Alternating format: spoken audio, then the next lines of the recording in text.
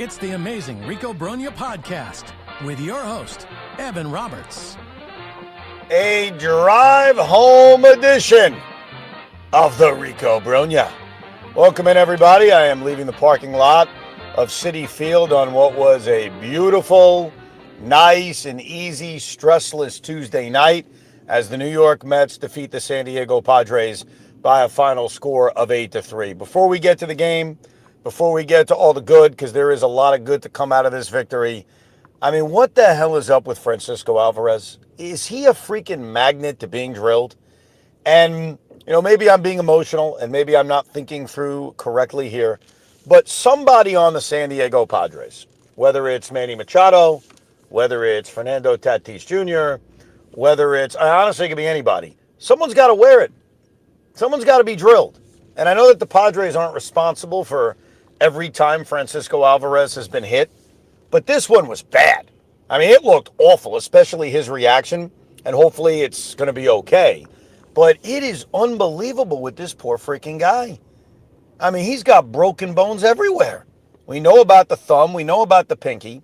God knows what this is going to turn into, and it really stinks for him. It obviously stinks for the team because as frustrating as Alvarez can be, I think we are all still waiting on the potential of him.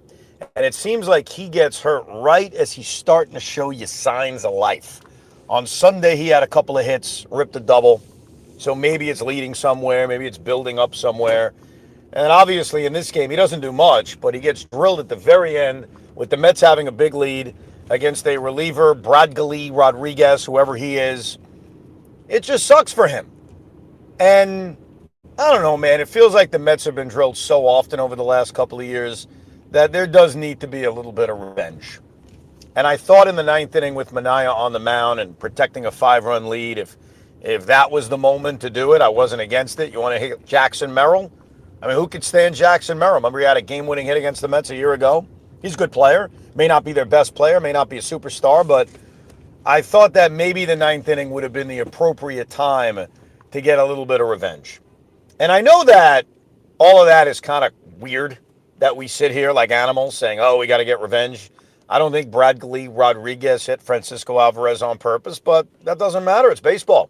You're young, you're inexperienced, and when you come up and drill people, it pisses off the other team, and it pisses me off. Now, I don't want to spend too much time on that because it isn't negative, and overall, this was a real positive night at Citi Field. The tag team worked. I don't like the term piggyback. I'm not going to use it. I know that the broadcast used it, or at least I assume the broadcast used it. I was at Citi tonight. I didn't hear it. I think it is it's like tag team wrestling. You got two guys equal in value, equal in stamina, both dealing with the same issues of not being able to go deep into games. So you tag team a game. And, you know, before we even get to the offense and what they did against Michael King, which was tremendous, the tag team worked as well as any of us could have imagined.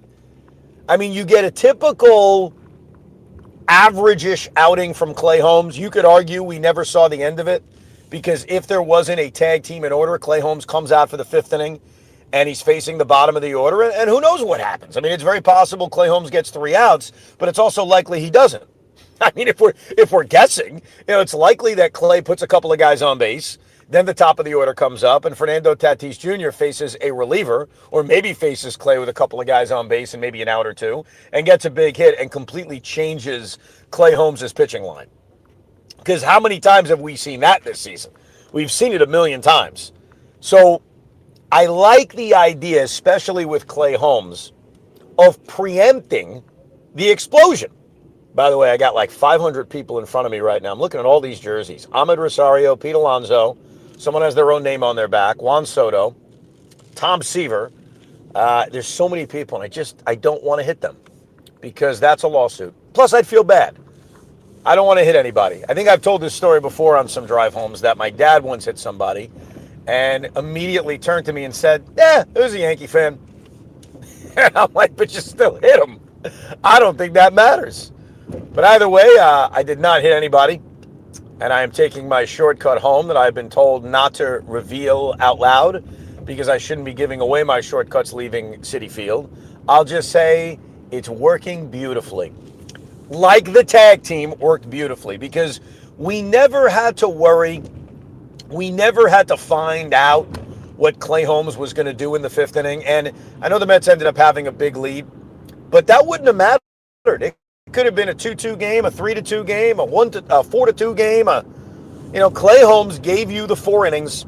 His pitch count was incredibly low, but we've seen enough of him to know where that fifth inning could have gone. And we saw Sean Manaea respond beautifully to coming out of the bullpen. This is the second time we saw him come out of the bullpen. Remember, it was right before the All-Star break against the Royals, and he pitched great. Unfortunately, he gave up the game-winning hit in the bottom of the ninth inning after the Mets rallied and tied the game in the top of the ninth inning. But overall, Manaea was electric that day, so he's already shown you he can do it, and he did a great job. The only thing I was curious about, and I was at this game with Tiki and the rest of the Evan and Tiki crew, and I was sitting right next to Tiki, and as Clay Holmes is getting into trouble in the fourth inning, and there's back-to-back-to-back lefties coming up. I don't have my scorecard in front of me, but I think it was Jackson Merrill who got the hit, or Jackson Merrill was coming up. And I turn to Tiki and I say, I'm not opposed to going to Sean Manaea right now. The only issue is, how does he respond to coming in the middle of the inning? And that part I don't know, and I assume that Carlos Mendoza preferred not to do that, but he was going to be willing to do it because when Manaea was warming up in that fourth inning, and he was up in that fourth inning, there was no one else warming up with him. And I thought maybe you would have a Soto or a Raley warming up, use one of your relievers there to clean up an inning, and then go to Sean Manaea right after that. But it looked like he would have been willing to go to Manaea to get one of those left-handers out, especially when Holmes worked the count full. Again, I forget who the left-hand hitter was. It may have been Jackson Merrill who came up, who he got out for the last out, ended up striking him out. But I was thinking, even in that moment, I know he's not going past the fourth inning. I've got Manaea ready. I got a bunch of lefties up. They're not pinch hitting for him. Why not? But he stuck with Clay Holmes. He got that last out of the fourth inning. And, I know 4 innings, 2 runs is never a start that we should be happy about. But I think in terms of what they're asking for right now from the tag team, it's perfect. Because Sean Manaea is capable of going 5 innings, and that's all you need to complete the game. And obviously, you don't even need to complete the game. That's the beauty of the tag team. And I think the tag team is a much better idea than the opener, which was the rage of baseball the last couple of years. The opener is almost like you're getting too cute. This is not getting too cute. This is pretty freaking basic. I got starting pitchers who can't go deep into games, so instead of pushing them to get through 5 or 6 innings and then basically having to use 4 or 5 relievers to complete the game, I'll take 2 of these guys that can't go deep in a game, I combine them, and boom, I get 9 innings. And if I don't get 9 innings, I get 8 innings. I don't think this is getting too cute. I think it's just basic caveman stuff. And I think the way the Mets are built, with some of the arms in this rotation, specifically the 2 guys they used in this game, Clay Holmes and Sean Manaea, it works perfectly. And I'm encouraged by it. Because think about the rest of the bullpen. They didn't have to pitch tonight. And you didn't get anything super extraordinary from either guy. I mean, Manaea was good. He pitched 5 innings. I mean, that's not asking that much. So once you get 4 or 5 from your starter, you don't need that much from the second guy. And look, Morash said this to me when Manaea was coming in. He's like, boy, this all sounds great on paper, but what if Manaea really struggles? And now you got to go to the bullpen in the 5th or 6th inning. And my answer to that is, what's the difference with just having Clay Holmes start? You're going to the bullpen in the 5th or 6th inning anyway. So it doesn't make that much of a difference, honestly. I think it'll be interesting the next time you see something like this, if it's a closer game, and guys are on base, like how quickly do you pull that guy? Do you keep that guy in longer and give him the chance to work through his issues? Because remember, Manaea and Holmes are now starting pitchers. Sometimes you get off to bad starts and then you settle in. Are you still affording a guy that opportunity when they're coming into the game in the 5th inning? But we didn't have to worry about this tonight because this offense, which has disappeared for a week, literally a full week of doing nothing, a full week of being the LD offense that we've grown to not love, they showed up today. And the first inning, so I basically missed half of the first inning. I have to make a decision when I go to these games. choice number one is to drive to Citi Field, take the train to work, take the train back to Citi Field. And when I do that, which I do a lot, I'll make first pitch. But it's a lot. It's an effort. I got to leave earlier from home. I'm taking multiple trains. I get motion sickness. So there are days, like today, where I say, you know what? If I miss the first 10 minutes, I prefer not to, obviously. Oh, crap. I got a road closure. So my shortcut may backfire on me, but luckily there's a sign that says detour. I am now on 137th Street here in Queens as I look to get on the Whitestone Expressway. What was I saying? Oh, yeah. So today I decided to drive. Drive to work, drive to Citi Field. And the negative to that is I'm not making first pitch. I may make it close. I may get there, a couple of batters into the game. But I hit a lot of traffic, made some bad traffic decisions. And I got there in the bottom of the first inning. I was leaving my car as the Mets loaded up the bases with nobody out. And I was running. Like, I was not messing around. I was like, man, I gotta try to see what I'm missing. So I see the Vientos 1-2-3 double play, which had a chance to be a killer in this game. I saw it on my phone as I was running up the stairs at Citi Field getting some good exercise. And so this inning, which started off so promisingly, bases loaded, nobody out, they get a run in on the Brandon Nimmo RBI single. They're up 1-0, which is great against a tough cookie like Michael King. But you have bases loaded, nobody out. You best be scoring more runs. And when Vientos grounded into the double play, we're all thinking, you have to be thinking, oh my God, this is going to turn into a disaster. And then the Mets are going to do nothing offensively the rest of the day, and we're going to lament the opportunity that was blown in the top of the first inning. And that is why a very underrated aspect of this game was Jeff McNeil's 2-run double.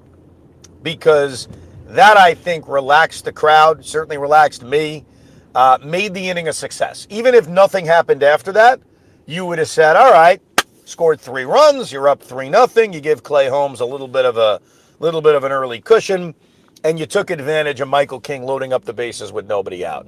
So I thought that was a very big hit, clutch hit by Jeff McNeil. And then I was actually getting to my seat when Brett Beatty was up, so I was able to see him rip one over the right center field fence for a 2-run home run, turning a good inning into an extraordinary inning, a big inning. And then, boy, the offense kept punishing poor Michael King, who was only making his second start back off of the injured list. Pete Alonso hit a ball that they said is 437. I don't know, man.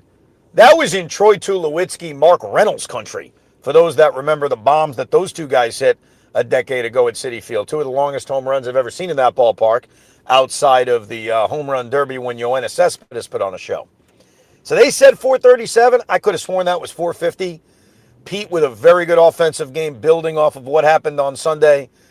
Francisco Lindor hits one out. So very encouraging offensive performance because, and I said this to Tiki, he laughed at me. And I'm like, boy, you don't get it, man. Because I said at 5-0 and 5-1, we need more offense. And he's like, really? And I said, yes. Really? Yes, they need more runs. I'm not comfortable with a 5-1 lead or a 5-0 lead. And the Met offense did a pretty good job tacking on.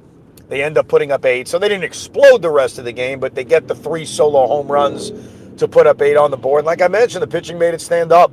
So it was a nice, stress-free kind of game. I don't think I ever faced any kind of real stress in this game.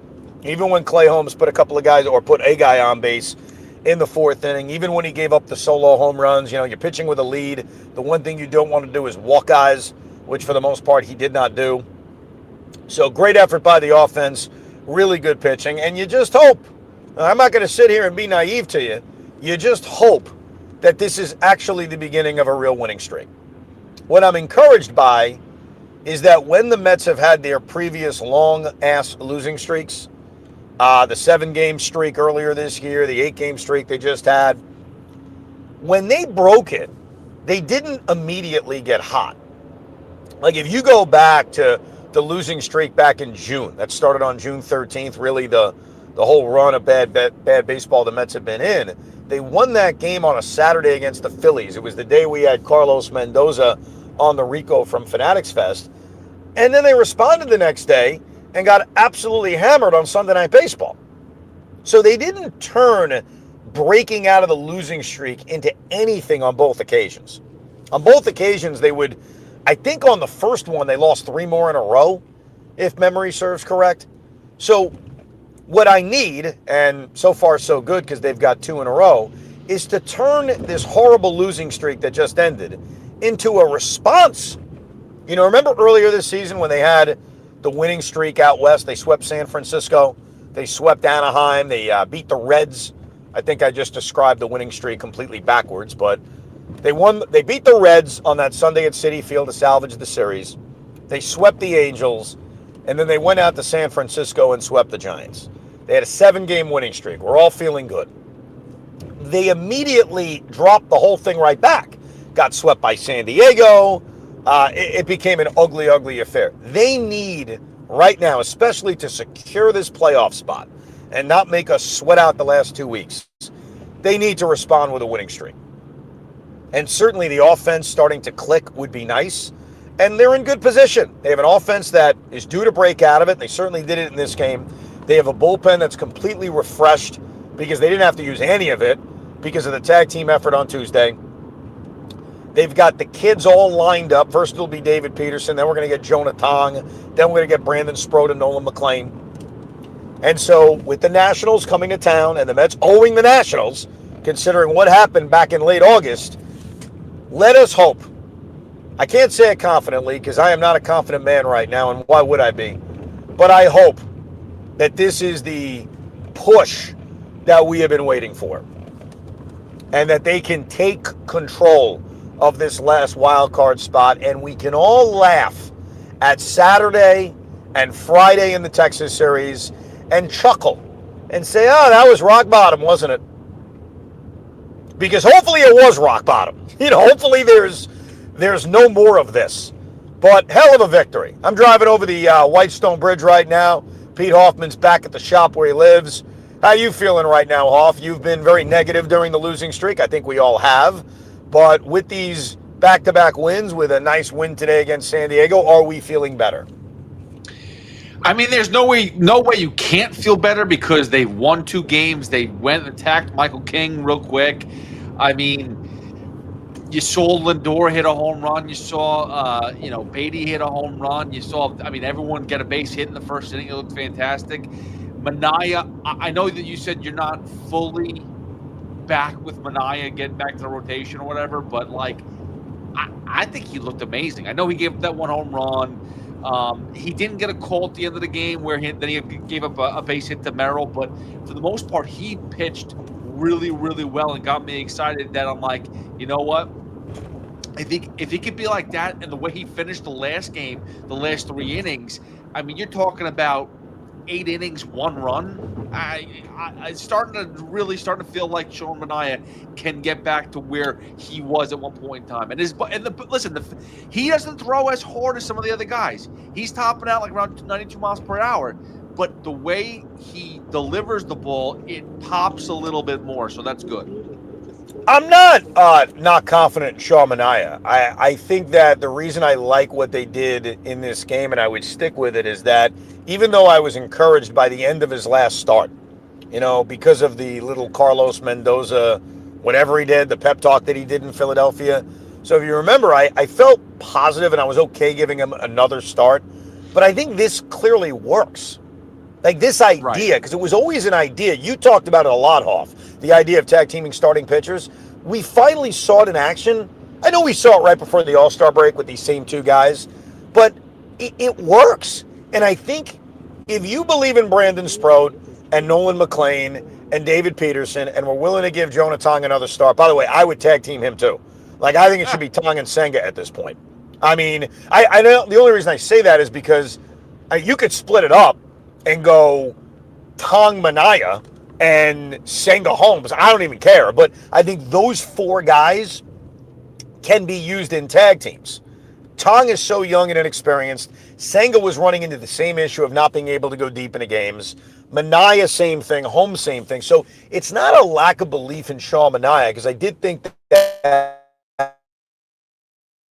offered some encouragement. It's more that this works. Instead of us pushing starting pitchers to an area where they're unlikely to succeed, why not, especially with the extra roster spot late in the year, team them up? Like, it really does make sense, specifically with certain guys. Like, I'm not doing it necessarily with David Peterson. I'm not doing it with Brandon Sprode or Nolan McLean. But I think with Manaea, Holmes, Tong, and Senga, it makes a lot of sense. And I hope this continues. And it's not a knock on either guy, because you're still pitching the 4 or 5 innings that we're asking for, or the 4 or 5 innings you were giving us, except we're asking for a little bit less because you're not required to do as much as if you're the traditional starting pitcher. Well, think about this. Clay Holmes, he pitched 53 pitches. Yeah. Sean Manaea pitched a little bit more because he went 5 innings. But I'm like, at that point in time, we would have definitely put Clay Holmes out there for the 5th inning if this was a normal start. What would have happened, Hoff, if he comes out for the 5th inning? What would have happened? He would have broken down. He would have given up a couple home runs. He would have, we would have been pulling our hair out. It wasn't worth it, and that's why it's like maybe there's a relief to them that, hey, I only got to go 4. I'm good. Yeah. And they're effective in those 4 innings. By the way, we've seen. Yeah, go ahead. I do want to give some good news.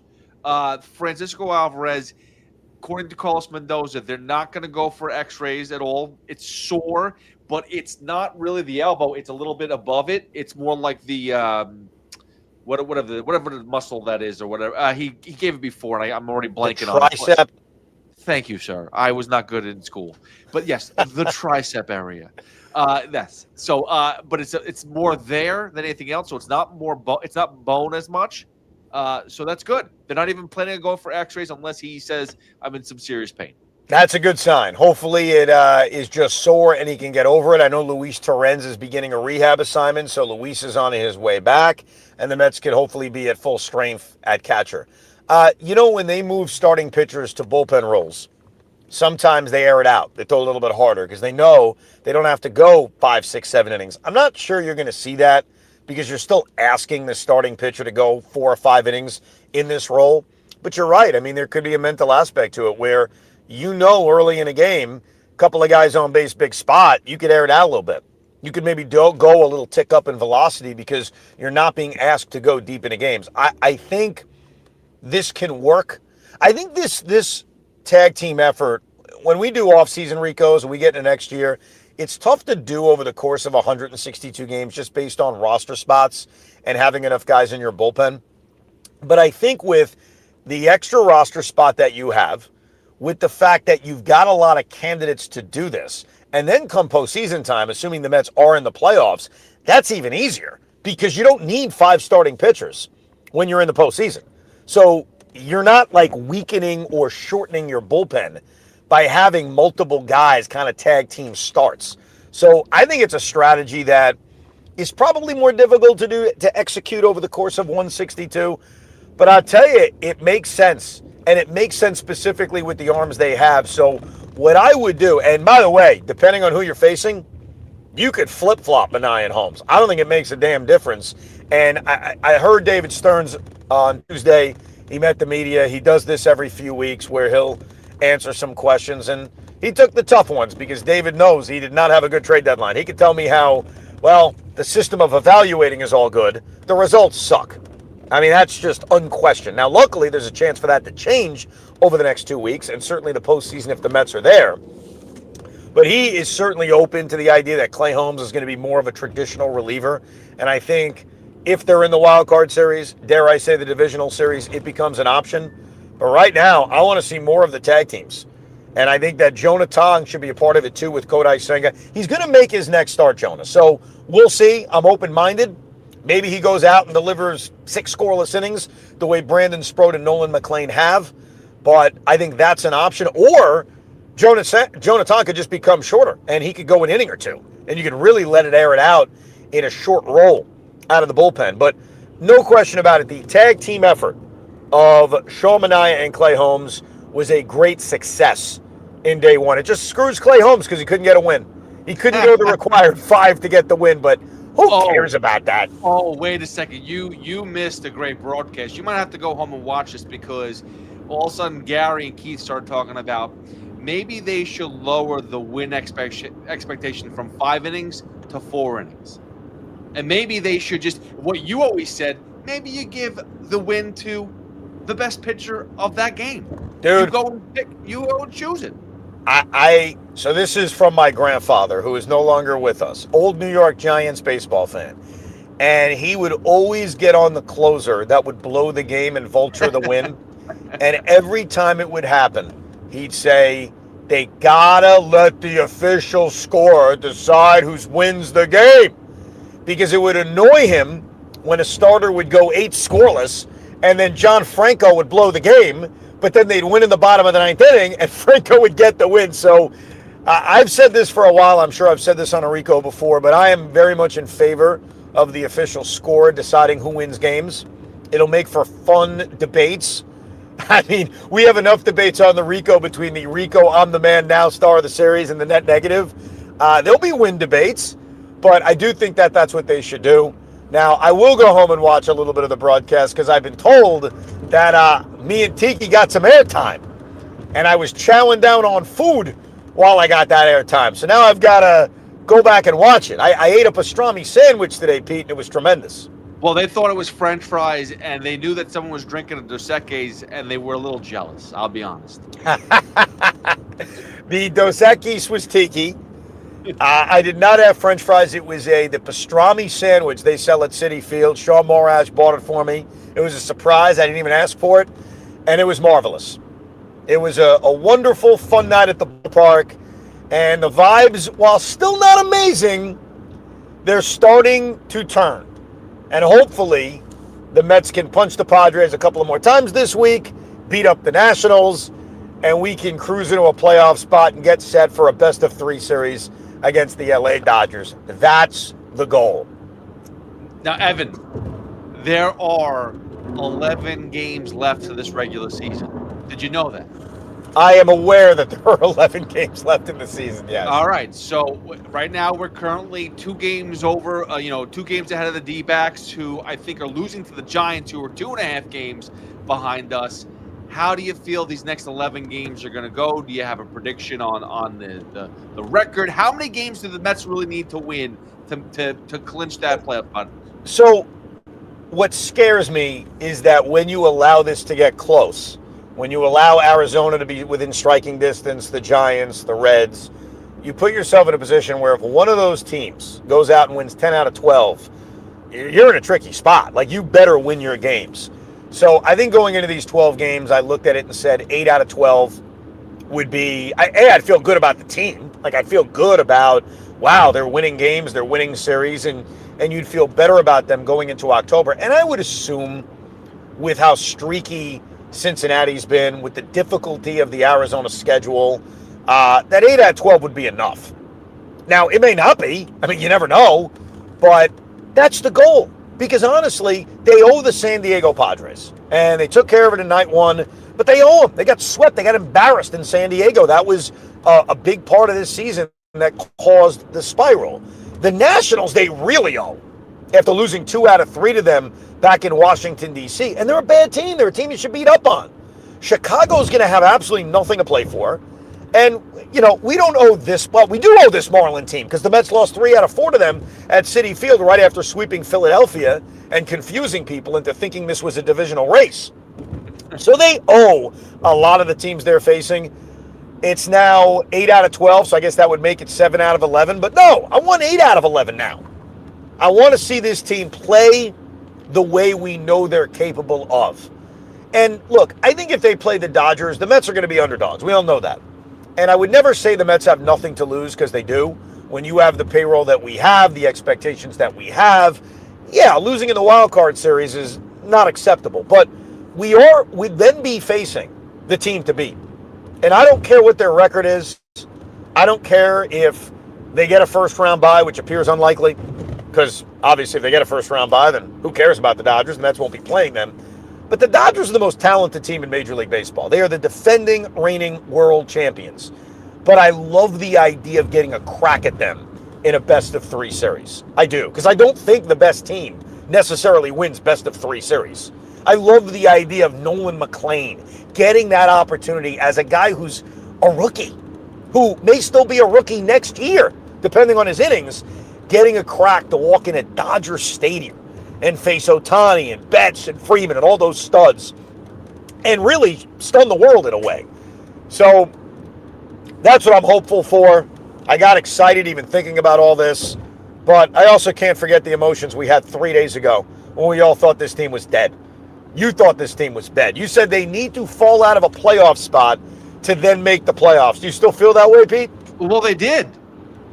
Did they ever really fall out of a playoff spot? They were a half a game out until the Giants lost. Okay, so they had a few hours on Saturday where they were out of a playoff spot. Yeah, I think it happened. I think that was the miracle. I'm going to go back into the archives on that one. I'm not sure if that actually ever happened, but whatever. Either way, David Peterson's on the mound on Wednesday. We'll get Jonah Tong on Thursday afternoon. We'll have a Rico Brogna at some point Thursday night to recap this series and obviously look ahead. But good victory. Mets are on the right track for now. 2-game winning streak. They beat the San Diego Padres. And at least for one more day, we get to smile.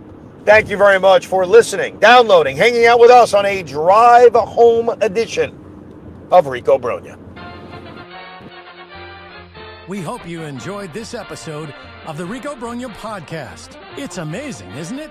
Make sure you download it now to keep it on you at all times.